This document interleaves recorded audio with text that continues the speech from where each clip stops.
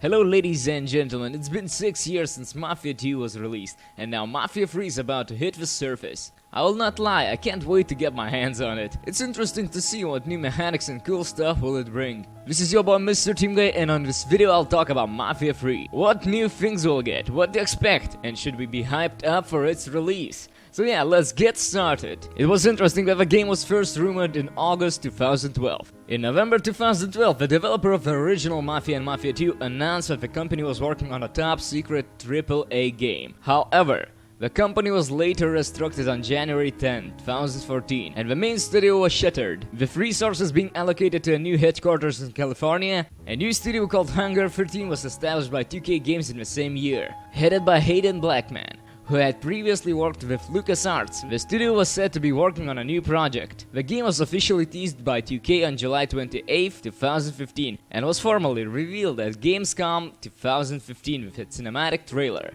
Mafia 3 is set to be released on October 7, 2016 for PC, Mac, PlayStation 4 and Xbox One. So what do we know about Hangar 13? Can we deliver a great Mafia game? Well, let's take a closer look.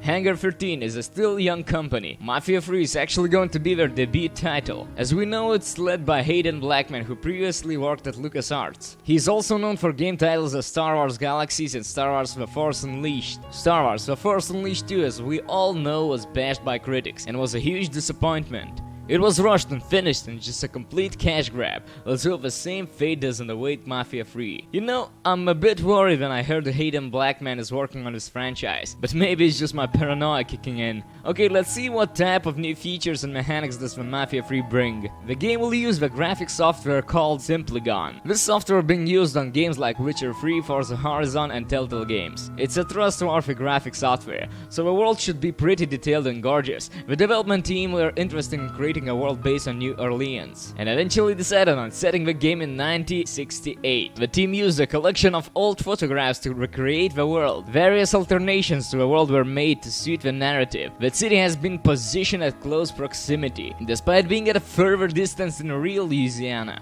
The Superdome Stadium was being constructed in 1968, but is excluded from the game. The team intended the world to be accessible for high-speed chases. The team also wanted to move away from the stereotypical Italian mafia scene and represent a different side of gang-related crime scenarios. And that might be interesting to see. I will not lie, I really like those old-school Italian mafia themes.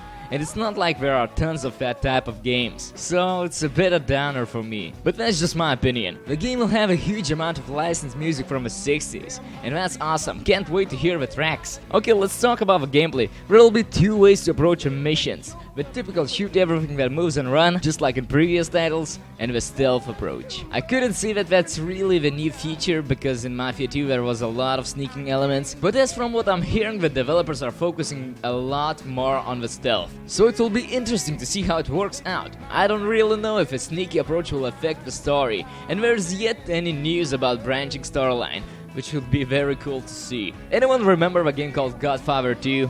Well, Mafia 3 is trying something very similar with the gang wars. Players will be able to attack and overrun locations owned by the Italian mobs, and assign one of their lieutenants to operate the locations. Every lieutenant will tell you why they should get assigned to the place. Different lieutenants probably add some different perks and abilities. One ability when you assign a guy named Burke is removing the wanted level. If you choose another lieutenant named Vito, he'll supply you with a new powerful weapons, equipments and armor. If you choose Cassandra, you'll get health regeneration, wiretap and other passive abilities. Players will also be able to interrogate non-playable characters after defeating them in order to gain more information on their objectives. The main character customization is added to the game, and I think there'll also be a weapon and vehicle customizations. If not, then Hangar 13, what the hell are you thinking?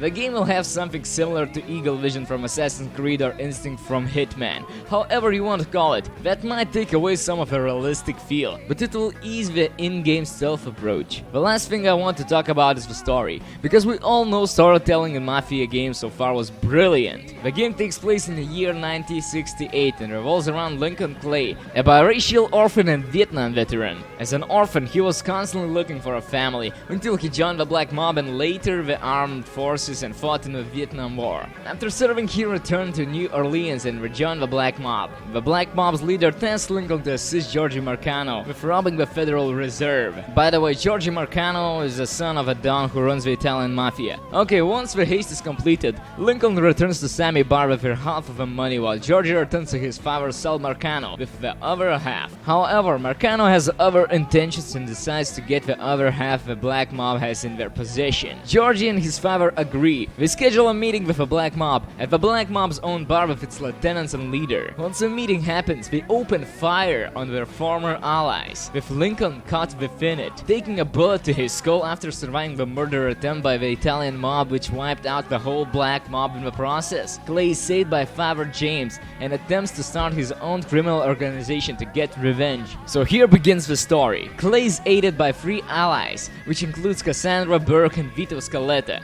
Yes, Vito Scaletta from Mafia II. I really hope that Mafia III delivers, and it's not just another cash grab. Okay, I think that's enough. If you're still watching me rambling, I gotta say I'm impressed. By the way, I'll leave a system minimum requirements in the description. Just wanted to say one more thing. Thank you for watching and have a nice day.